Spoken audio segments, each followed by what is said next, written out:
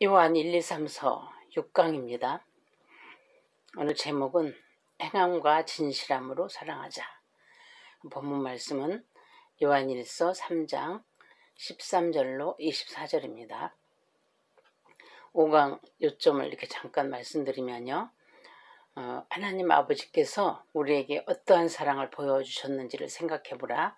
장래에 우리는 그리스도와 같이 될 터인데 그 소망을 갖고 살아가는 자는 불법을 행하지 않는다. 불법을 행하는 자들의 미혹에 넘어가지 말라. 형제를 사랑하지 않는 자는 마귀에게 속한 자이다. 마귀에게 속하여 아우를 죽인 가인같이 하지 말라 입니다. 아주 옛날부터 잘 알려진 이야기, 두 형제의 금덩어리라는 옛날 이야기가 있는데 다들 아시죠? 나이 들고 나서 깨달아지는 것은요, 젊어서 어렸을 때 이제 읽었을 때하고는 정말 천지 차이인 것 같아요. 그때는 물에 빠뜨려 버린 그 금덩어리가 어찌나 아깝든지 두 형제가 바보같이 느껴졌었는데 말이에요. 그 이야기를 다시 소환해보면 옛날에 우애 깊은 두 형제가 있었는데 둘이서 외갓집을 가다가 동생이 금덩어리 하나를 발견했어요. 그래서 둘은 너무나 기뻐서 똑같이 나눠 갖자고 약속하고 가던 길을 계속 갔습니다. 그래서 이제 강가에 다다랐는데 두 형제가 이제 사공을 불러서 배를 타고 가다가 이상하게도 두 형제의 마음이 흔들렸습니다. 형님이 안 계셨더라면 금은 모두 내 차지가 되었을 텐데, 또 형은 또 동생이 없었더라면 나 혼자서 금을 차지하여 더 큰 부자가 되었을 텐데, 이제 그런 생각이 막 들었던 거예요. 그래서 사랑하던 동생이 이제 갑자기 미워지는 겁니다. 동생의 생각도 그토록 존경하며 따르던 형님이 갑자기 없어져 버렸으면 하고 이런 생각을 하는 거예요. 그래서 이제 배가 이제 어느덧 강 한가운데 다 이르렀는데 동생이 말을 합니다. 형님, 금을 강에 버립시다. 그러자 기다렸다는 듯이 형님도 말을 했어요. 그래, 참 좋은 생각이다 하고 이제 말을 하고는 금덩어리를 이제 강물에 던졌습니다. 그리고 형과 동생은 서로 자신들이 조금 전에 품었던 마음을 숨김없이 털어놓았습니다. 그리고는 서로 미운 마음을 품었던 것을 사과하고 전보다 더욱 의좋은 형제로 지냈다고 합니다. 논 99마지기 가진 사람이 100마지기 채우기 위해서 논 한마지기 가진 사람의 그 한마지기를 탐낸다는 말이 있죠.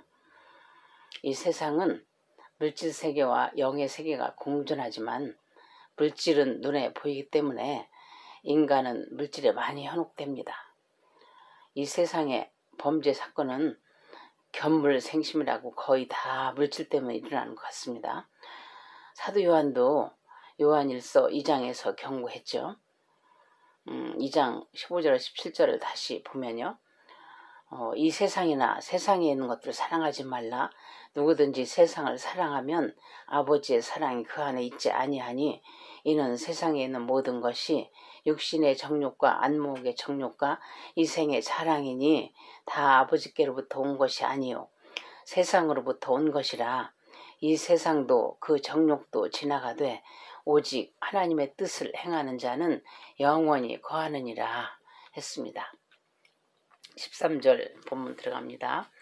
형제들아, 세상이 너희를 미워하여도 이상히 여기지 말라. 아멘. 전후 문맥상 그 세상과 하나님의 자녀와의 관계는 이제 가인과 아벨의 관계에 비유될 수 있습니다.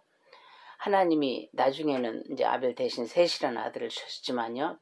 여기 13절에서 이제 끊어서 6강으로 만들었는데 13절은 12절하고도 연관이 있고 3장 1절부터 쭉 그 사랑의 주제가 흐르면서 하나님의 자녀와 세상의 대립을 보여주고 있습니다. 그 대립은 아벨과 가인, 그 예로 보여준 것처럼 이삭과 이스마엘, 야곱과 에서, 그렇죠? 그렇게 이제 현재까지 계속 되고 있습니다. 성경 한 구절 찾아보겠습니다. 갈라디아 4장 28절 29절. 형제들아 너희는 이삭과 같이 약속의 자녀라. 그러나 그때에 육체를 따라 난 자가 성령을 따라 난 자를 박해한 것 같이 이제도 그러하도다. 아멘. 이제도 그러하도다. 참 실감나는 표현이죠. 사단은 하나님의 교회를 무너뜨리려고 율법의 잣대로 공격을 했고 이슬람이나 공산주의를 통해서 심지어는 같은 기독교 안에서도 교리가 다르다는 이유로 정죄하고 또 비방하고 서로 물고 뜯고 어리석은 행태를 보는데, 그래도 교회가 당하는 것 같아도 하나님은 하나님의 교회를 붙들고 계셔서 든든히 존재하고 있습니다. 우리가 고난의 이유를 알고 가면 많이 힘들지 않습니다. 5강 마지막 구절인 그 12절을 한 번 더 보면 가인같이 하지 말라. 그는 악한 자에게 속하여 그 아우를 죽였으니 어떤 이유로 죽였느냐. 자기의 행위는 악하고 그의 아우의 행위는 의로움이라 라고 한 것처럼 세상은 하나님의 자녀들이 의롭다는 사실만으로 미워합니다. 그런가 하면 성도 개인이 또 성화되어 가는 과정 중에 미성숙해 보이는 점을 꼬집어서 그것으로 또 책잡고 미워하기도 합니다. 하여간 세상과 하나님의 자녀 사이에 양자 간의 대립은 계속될 수밖에 없습니다. 그래서 세상이 그리스도인들을 미워하는 것은 놀랄만한 일이 아닙니다. 하지만 하나님의 자녀들은 세상을 이기신 그리스도의 그 승리에 기초하여 넉넉히 승리의 삶을 살 수 있습니다. 14절입니다. 우리는 형제를 사랑함으로 사망에서 옮겨 생명으로 들어간 줄을 알거니와 사랑하지 아니하는 자는 사망에 머물러 있느니라. 아멘. 우리는 형제를 사랑함으로 사망에서 옮겨 생명으로 들어간 줄을 알거니와 했는데 생명으로 들어가기 위한 그 조건을 논하는 것이 아니죠. 생명으로 들어간 자의 증거로서 형제 사랑을 논하고 있는 겁니다. 마태복음 22장에서 사랑은 율법의 대강령이라고 했죠. 사랑은 율법의 완성입니다. 로마서 13장 10절 사랑은 이웃에게 악을 행하지 아니하나니 그러므로 사랑은 율법의 완성이니라. 사랑은 하나님의 자녀로서의 삶의 그 최고의 표현인 것입니다. 하반절에 사랑하지 아니하는 자는 사망에 머물러 있느니라 했는데 예수님의 제자라고 하면서 예수님의 계명인 사랑을 하지 않는다면 예수 믿기 전하고 마찬가지로 영적 죽음에 머물러 있는 것이라는 거죠. 미워하는 마음 속 자체가 지옥이고 사망입니다. 짧은 시간이라도 그런 경험들 다 있으시죠. 그때 마음속이 어땠습니까? 그 마음속 자체가 사망에 머물러 있는 것입니다. 물론 언제라도 회개하고 예수 그리스도의 보혈의 은총으로 그 긍휼 하심을 입어서 이 세상 떠날 때는 천국으로 가겠지만요. 영생은 예수님을 영접하는 순간부터 천국으로 계속 이어진다는 사실을 잊지 말아야 하겠습니다. 15절입니다.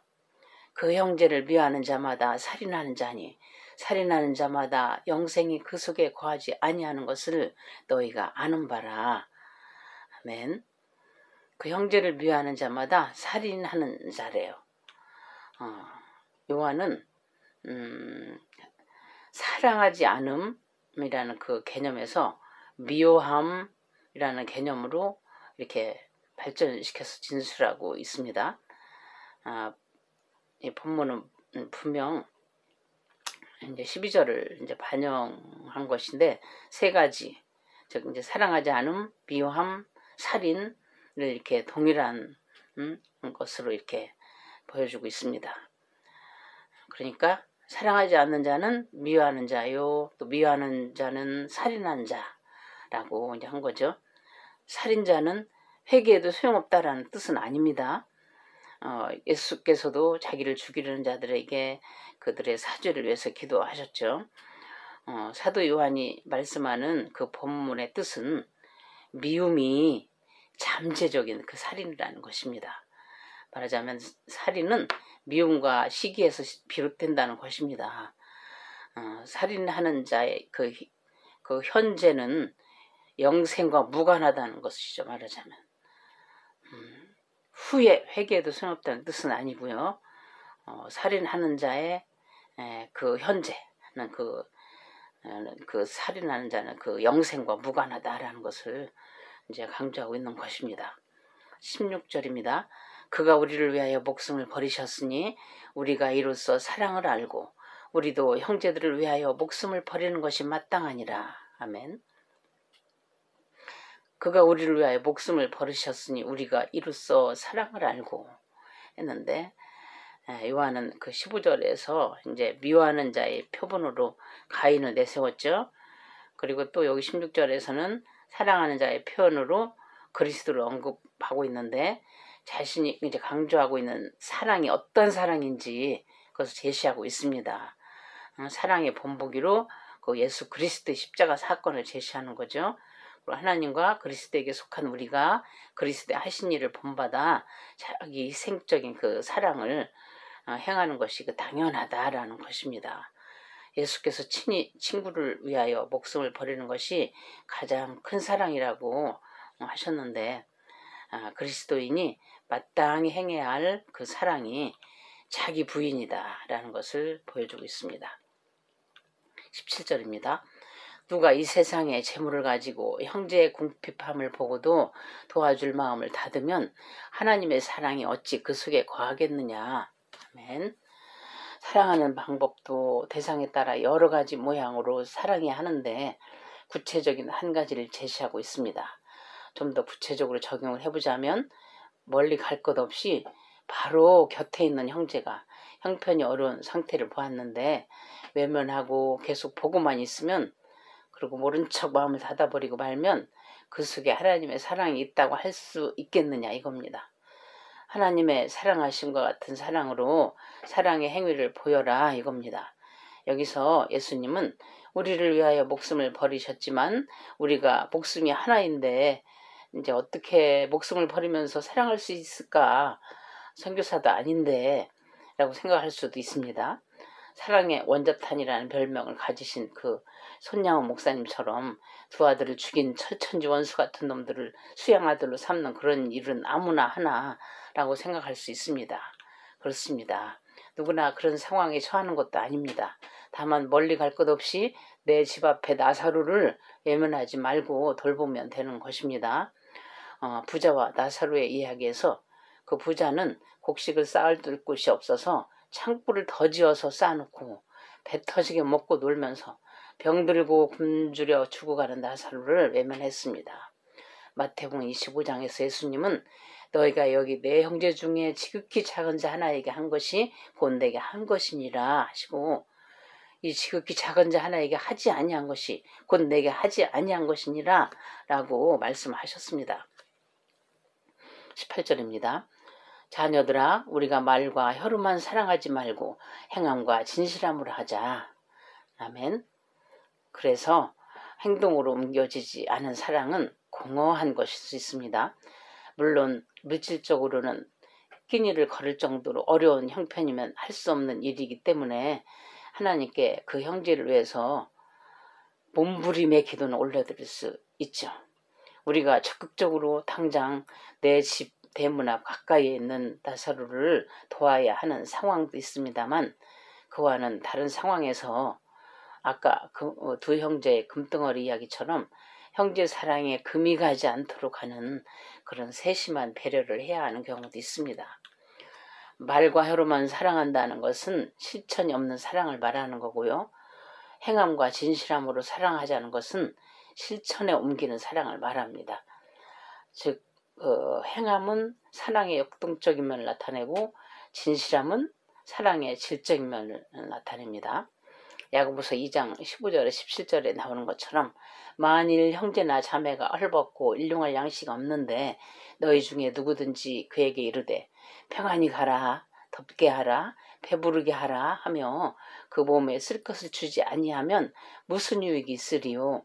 이와 같이 행함이 없는 믿음은 그 자체가 죽은 것이라 라고 했죠.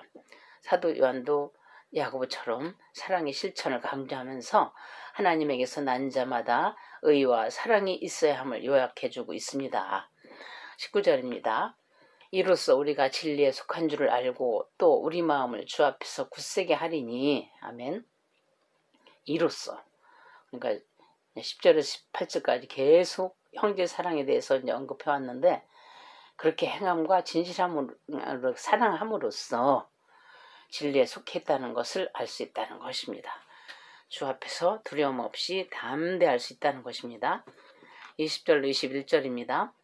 이는 우리 마음이 혹 우리를 책망할 일이 있어도 하나님은 우리 마음보다 크시고 모든 것을 아시기 때문이라. 사랑하는 자들아, 만일 우리 마음이 우리를 책망할 것이 없으면 하나님 앞에서 담대함을 얻고 했는데, 요한은 이제 본서에서 서로 대주된 구문을 많이 사용하고 있어요. 20절은 또 21절과 이제 대립된 구분이에요. 지금 읽은 20절, 21절도요. 혹 우리 마음, 우리 자신을 볼 때 책망할 것이 있어도 우리가 하나님 앞에 담대히 나아갈 수 있는 것은 우리의 의로운 행위 때문이 아니라 우리를 아시는 하나님의 은혜와 자비가 그만큼 크시기 때문이라는 겁니다. 모든 것을 다 아시는 하나님께서 그리스도를 통하여 완전히 용서해 주셨다는 확신을 가지게 되면 그리스도인은 자신을 책망할 것이 없다는 것입니다. 그래서 예수 안에 거하는 그리스도인들은 하나님의 임재하심 앞에서 항상 담대함을 가질 수 있는 것입니다. 로마서 8장 33절 34절 봅니다. 누가 능히 하나님께서 택하신 자들을 고발하리요. 의롭다 하신 이는 하나님이시니 누가 정죄하리요. 죽으실 뿐 아니라 다시 살아나신 이는 그리스도 예수시니 그는 하나님 우편에 계신 자요 우리를 위하여 간구하신 자시니라. 아멘.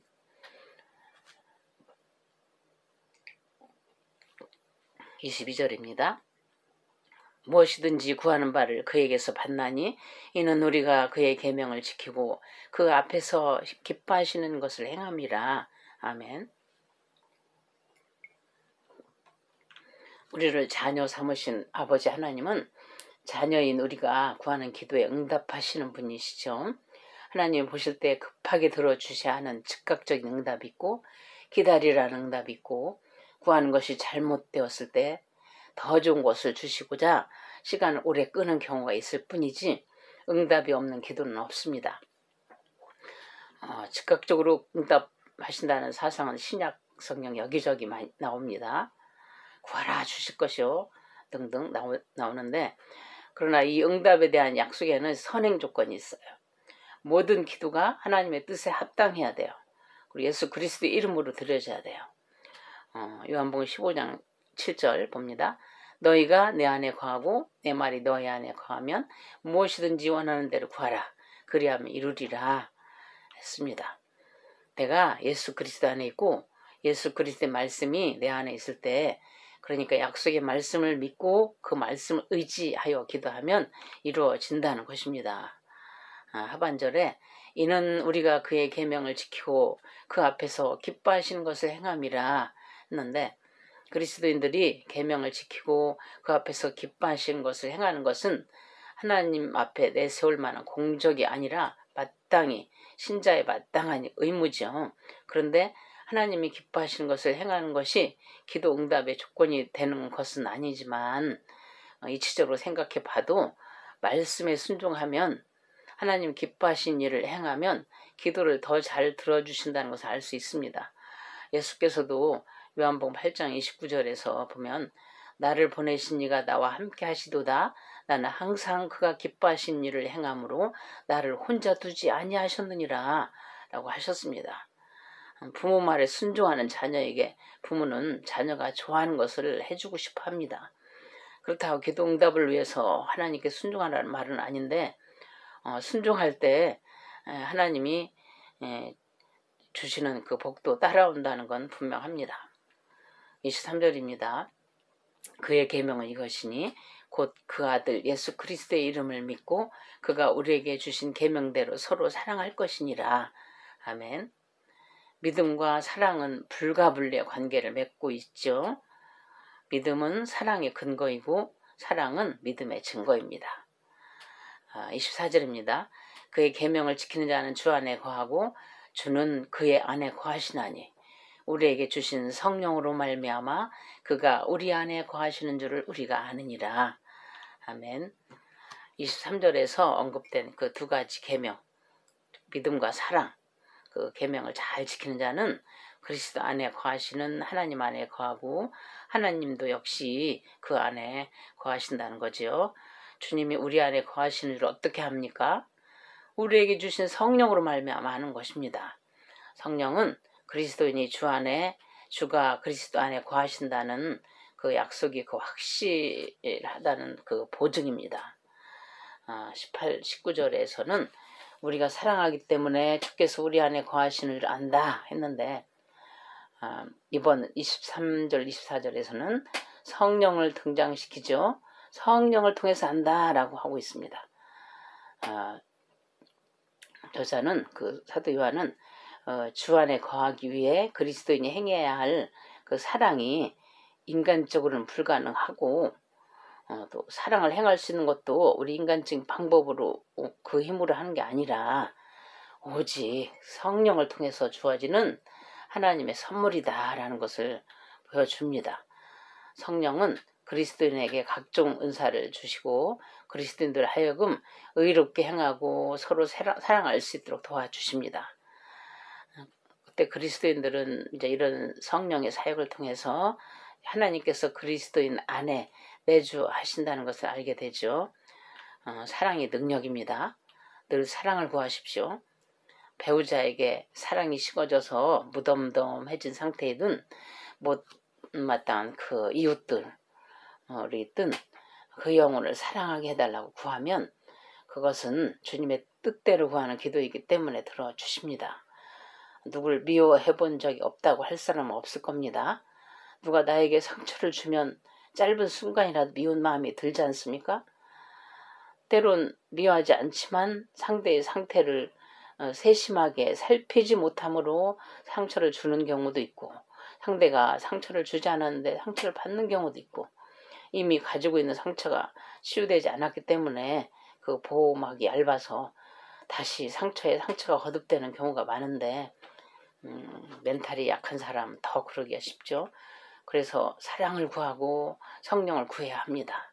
성령은 소통의 영이기 때문에 성령으로 충만하면 사랑이 잘 전달되도록 역사하셔서 서로 간에 간극이 없도록 해주십니다.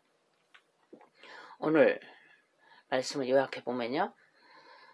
자녀들아 우리가 행함과 진실함으로 사랑하자.